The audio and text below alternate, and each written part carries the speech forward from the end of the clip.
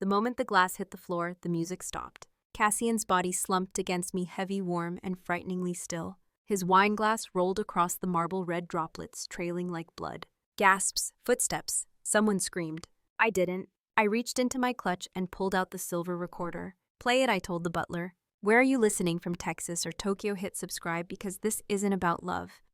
It's about who survives the second chance. The first thing I felt was velvet, not the cheap kind, but the cold, weighty kind that clings to your skin like silence before a storm. My eyes opened to soft blue wallpaper, a scent of lavender and dust, and the unmistakable ticking of the Thorn Manor clock tower. I was back. Again. My fingers trembled against the embroidery of my bedsheets. The exact same sheets from the morning of the husband selection ceremony. The day I lost everything. But not this time.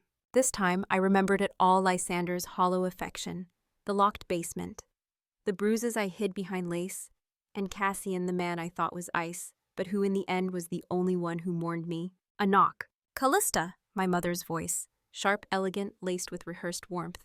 We mustn't keep the Thorn family waiting. Come. I stood slowly, my breath steadying, and walked to the mirror. There she was, the girl no one noticed, the pawn, the obedient daughter of the Wynne house. But behind her eyes now lived something colder, sharper, louder. I could hear it, her thoughts. Mirabel. She was humming down the hallway. In her mind I heard, "This time I'll charm Lysander before Calista even blinks." I smiled. Oh, sister, you still believe the gentle prince is worth winning. Then win him, and take everything that comes with it. Downstairs the ceremony had begun. The Thorn matriarch Everglen sat like a carved statue, measuring every move we made. At the long oak table, two brothers. In Lysander Thorn. Golden hair, soft smile, hands folded just so. A prince in posture. Cassian Thorn. Dark suit, darker eyes, no smile at all. The air, the wall, the warning. I watched Mirabel glide toward Lysander with a practiced blush. You must be Lysander. I've heard so much. Then our father cleared his throat. As Mirabel has chosen, Lysander Calista shall be paired with Cassian. No one asked me, but that was the plan, and I was ready to play it. Because this time I wasn't just the quiet girl at the table. I was the only one who remembered how this game ended, and who knew how to change the rules. Thorn Manor had always felt like a cathedral. High ceilings, cold stone. A silence so precise it made every footstep sound like confession. I arrived with one suitcase, one plan, and one promise to myself: survive. Mirabel had already made herself at home, giggling with the housekeepers hovering by Lysander's shoulder, like perfume that wouldn't fade. He's so attentive, she whispered to me that evening. He even asked what my favorite flower was. Isn't that sweet? I didn't respond, but I heard her mind churning. And he thinks I'm delicate. That's what men want. I'll have him wrapped around my finger by week's end. She thought I still wanted him. She thought I still cared. I followed the butler to my assigned room, third floor. East wing. No portraits. Just shadow. Cassian had walked ahead of us, no words, no glance back. He stopped at the end of the hall, opened the door, and said simply, "This one's yours." I nodded. "Thank you." He didn't reply, just stared. But for a second, I felt the temperature drop, like the whole corridor had inhaled. And then, nothing. I tried to catch a stray thought, a whisper, a flicker of emotion. But Cassian's mind was blank, not empty, just sealed. I was used to thoughts spilling out of people like broken faucets. Cassian Thorn was locked steel. I turned to walk into the room, but then, like the faint click of a code unlocking, I heard it. "And you're not the same girl." My heart stopped. He hadn't spoken. His expression hadn't changed. But he had seen it. He knew. He didn't ask questions. He didn't smirk like Lysander would. He just walked away. I stood there for a long time, hand on the brass doorknob, pulse loud in my ears. He knew, and he was watching. Everglen afternoons were always ritualistic. The tea was white jasmine served from silver kettles. Macarons lined up like soldiers. And the women they dressed for wore not weather. Mirabel arrived 5 minutes early in blush silk, and a smile sharpened to kill. I took my seat beside Cassian, not too close, not too far. He didn't speak. He never did. But his presence kept others silent. Matriarch Everglen presided from her high-backed chair, a vision of frost and diamonds. "Let us toast," she said, raising her cup, "to clarity and to the preservation of legacy." Mirabel chimed in, lifting her saucer. "To new beginnings," she said sweetly. Then almost too casually she turned with her teacup in hand. A misstep, a stumble, her wrist tilted. But I was already moving. A slight shift of my body, a polite smile, and the hot tea landed squarely on her lap. Gasps fluttered like sparrows. Mirabel shrieked just enough to draw pity, but not enough to seem hysterical. "Oh dear, I'm so sorry," she said through gritted teeth. But her thoughts weren't apologizing. Why didn't it hit her? I timed it perfectly. How did she know? Across the room, Evangeline lowered her teacup. Her voice was soft, but no one missed it. "Mirabel, control yourself. This is not a garden fete, and you are not a child." Silence. Thick, choking silence. Mirabel's face twitched. She bowed her head. "I understand, ma'am." I kept sipping my tea, steam curling around my fingers like armor. Beneath the table, Cassian shifted just slightly, his elbow brushing mine. I glanced sideways, still expressionless. But in the stillness between us, I heard it again. Well played. A single thought, from a man who rarely thought aloud. This time Mirabel wasn't the only one playing games, but I was the only one reading the rules. The West Wing was off limits. Too old, too drafty, too forgotten, or so they said. But that night, as the halls of Thorn Manor fell quiet, I heard it. A key turning, soft, metallic, measured. I slipped from my room barefoot, the cold floor biting into my soles. Down the corridor, past the long-dead portraits, toward the creek I remembered too well. Lysander stood at the end, back turned, twisting a brass key into the final door. He didn't see me, didn't hear me. And when he vanished inside, I waited, counted to 20, then followed. The room smelled of iron and mildew. The light dim, flickering, yellow. It looked like any old storeroom, until you noticed the leather chair bolted to the floor. The ropes still frayed from struggle. The faint scratches on the wall, names maybe. Please.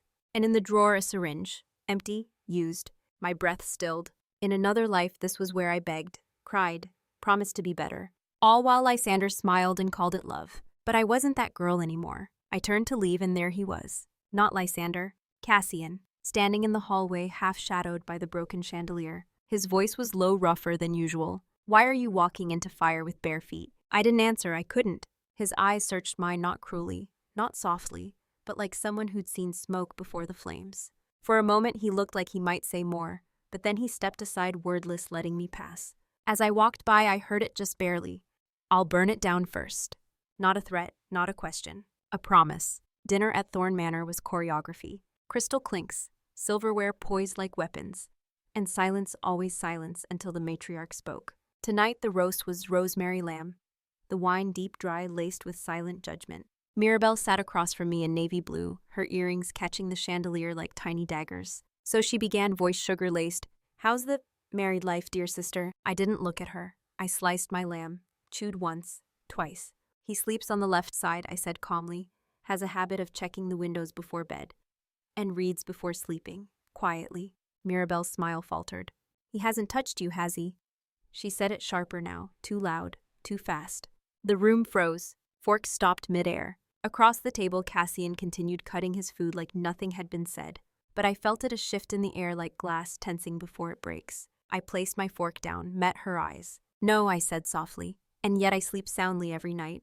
Mirabel's lips parted to strike again, to twist deeper. But a sudden ting brought her to silence. Matriarch Evangeline had tapped her spoon once against the rim of her plate. "Mirabel," she said coolly, "one more word and you'll dine with the staff tomorrow." Mirabel's face blanched. "Yes, ma'am," she mumbled. I picked up my fork, took another bite. Cassian reached for the serving tray, and without looking, placed another piece of lamb on my plate. He didn't speak, didn't glance up. But in my mind, his voice passed through like smoke. "If she ever touches you again, I'll silence her myself." And I believed him. The rain came like it always did in Everglen Hollow then, all at once. I stood by the library window, watching it smear down the glass like melted memory. Behind me, voices murmured, soft, conspiratorial. Mirabel's laughter, Lysander's low tone, too smooth. I focused, listened. And there it was, her thought, bright and vicious. "It's tonight. One sip and he'll choke." My fingers curled around the recorder in my pocket. Cassian. She was going to kill Cassian. I could feel the shift inside me, a thread snapping. Not in fear, not even anger. Resolve. This was the point. The place where I stopped being reaction and became strategy. In the hall outside, a servant passed with 2 glasses of red wine. I stepped forward, switched one, took the other in hand. Mirabel wanted blood, but tonight she'd taste consequence. As I turned back toward the ballroom, the thunder cracked behind me, echoing across the manor like judgment. And in that storm-lit silence, I knew I wouldn't save her this time. I'd never be her shield again, because this time I wasn't the sister she left behind. I was the one she should have never tried to play. The next morning, I knocked on Lysander's study. He opened the door shirtless, smelling of sandalwood and self-satisfaction. "Sister-in-law," he said. Voice dipped in velvet. "To what do I owe the pleasure?" I smiled, just enough. I needed someone to talk to. "Cassian. He's cold, distant." Lysander leaned against the doorframe, amused. "I could have told you that." He let me in. Books everywhere, dark leather and decanters of port. His kingdom of polished masks. I stepped carefully. "You and Mirabel seem happy," I said, soft, tentative watching. He chuckled. "She's entertaining, but exhausting." I tilted my head. "That's what love is, isn't it?" Lysander looked at me, but behind the smile his thoughts unspooled like smoke. "She's breaking, just a little more."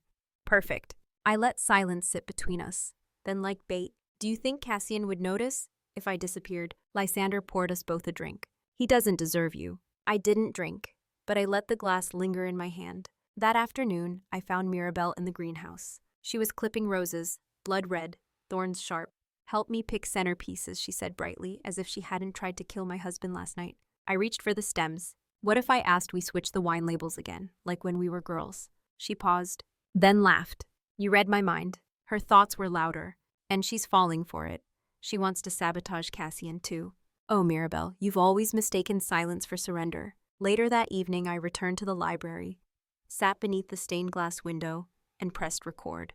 Every whisper, every thought, every plan, they would all be there. By midnight, I tucked the USB into a blue envelope marked simply, "For the matriarch's eyes only," slid it beneath Evangeline's door, then slept, peacefully, like someone who didn't need to scream to be heard. Because the next day the ballroom would be filled with chandeliers, with crystal glasses and gossip and gold-lined promises. Cassian would lift his glass. Mirabel would smile. Lysander would wait. And I would press play. No rage, no outburst. Just truth, sharp, undeniable, public. They had written the script, but I rewrote the ending. The ballroom sparkled like a dream stitched from winter glass and inherited lies. Guests arrived in pearls and secrets. The quartet played sonatas laced with tension, and I stood beside Cassian, a statue carved in silk. Mirabel floated in like smoke, Lysander at her side, hand grazing the small of her back. She winked at me. "One sip," her mind whispered, "and the air will fall."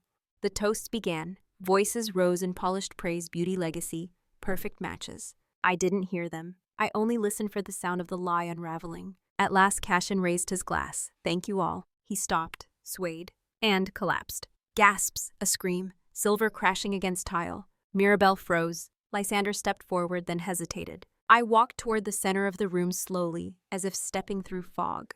From my clutch, I pulled the recorder, held it up. "Play this," I said to the butler. He hesitated, one glance at Evangeline. She gave the faintest nod. The ballroom fell into silence as Mirabel's voice crackled through the speakers. "Add it to his wine. He'll be out cold in 10 seconds. "Then what?" Lysander asked. "Then Calista takes the fall." Lysander's voice, and Cassian. "Who cares? He never touched me anyway." Gasps, shocked murmurs, eyes turned, hands covered mouths. Mirabel dropped her glass, shards everywhere, just like her plan. It was a joke," she stammered. Evangeline stood. She did not yell. She didn't need to. "Remove them." Guards appeared like shadows. Lysander bolted, only to find Cassian rising behind him. Alive, untouched, watching. Mirabel screamed. "You knew?" Cassian adjusted his cufflink. "I'm not the fool you fell in love with, Mirabel." He turned to Evangeline. "I requested the switch. The staff were told in advance." Mirabel lunged for me, but I stepped back, calm, untouched. "I only gave you a stage," I said, "and you read your own ending." Evangeline looked at me, cold, calculating, then nodded once. "You planned this, didn't you?" I smiled. "No," I said, "I simply listened better this time." The guests began to applaud, and I watched the two people who destroyed my past life disappear behind gilded doors. Not in fire, not in fury, but in silence they couldn't explain, because the truth when played out loud was louder than any scream. The applause still echoed in the chandelier glass when the guards dragged Mirabel across the ballroom floor. Her heels scraped marble. Her voice cracked through tears and rage. "Calista. This isn't over, I swear." I didn't flinch. Lysander fought harder, swinging at the guards, screaming threats that meant nothing now. Evangeline raised one finger, calm, deadly. "Take them to the Iron Wing," she said. Even the string quartet paused. Whispers rippled like wind through velvet. The Iron Wing. The part of the manor no guest ever saw. Punishment, isolation, a sentence. Cassian watched as Lysander disappeared behind the carved doors, then turned to me. You knew everything. It wasn't a question. I listened, I said, and I waited. His jaw tightened. Why didn't you tell me sooner? I met his gaze. Would you have believed me? His silence was answer enough. We stood in the ballroom alone now, chandeliers flickering above us like stars trying to hold their shape. I knew they hated me, I said quietly, but I didn't know how much. Until I heard it. Cassian nodded. I've heard it too. I turned sharply. You, what? He looked at me then fully. No coldness, no mask. When I was 13, he said a doctor told me I had hallucinations. But they weren't. They were people's thoughts. My breath caught. All this time, he nodded. I learned to tune it out, to shut out the noise. Until you came. You were different. I blinked. The irony stung. So you knew I could hear you. Suspected, he said. Confirmed when you paused every time I threw out a silent question. I almost laughed. Of course he'd tested me. Of course he'd passed. And the poisoning, I asked. I saw the glint in Mirabel's eyes, he said. Too confident. Too eager. And then I heard Lysander's thought. Just one more step. He sighed. You confirm the rest? I looked at him, this man I once feared. This man I once lost. And I wondered if fate had always been cruel. Or just delayed.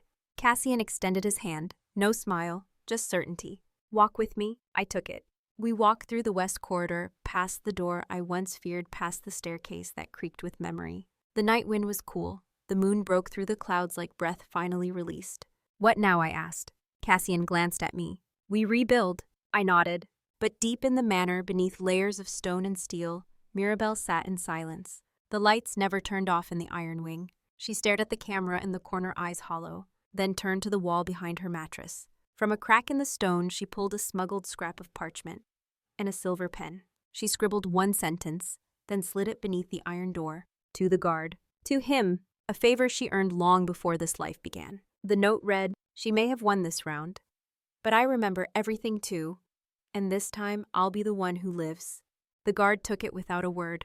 Somewhere in the dark corners of Everglen, a message was being delivered, and outside beneath the moonlight, Cassian asked me, Do you believe in peace, Calista? I thought for a long time, then answered truthfully, only if we earn it. And we had. For now. 1 month later, I stood at the window of the new Thorn & Wynne office in Boston. The city was loud, car horns rain on steel ambition dressed in suits. Cassian sat across the room, tie loosened sleeves rolled, reading market reports like they were war maps. We worked in silence, but it was a silence that felt earned. No more shadows behind doors, no more listening for knives and sweet words. Just progress, and the peace we built from ruins. But peace, I've learned, is not the absence of threat. It's knowing where it waits. Mirabel hadn't spoken since that night, but last week, a package arrived without return address. Inside, a red silk ribbon tied in the exact knot she used on my birthday when we were 12. No note, just memory. I didn't tell Cassian. Some ghosts are mine to carry. People still whisper our story, that the heir married the quiet girl, that his brother vanished, that the younger sister lost her mind. But Reddit, tell me this, was I the villain for letting them hang themselves, or just the better player? Would you have warned them, or would you have hit record like I did? I didn't shout, I didn't cry, I just gave them the stage, and watched the truth set the house on fire. Now it's your turn. Have you ever been betrayed by your own blood? Comment your story, and don't forget to subscribe for more Reddit revenge.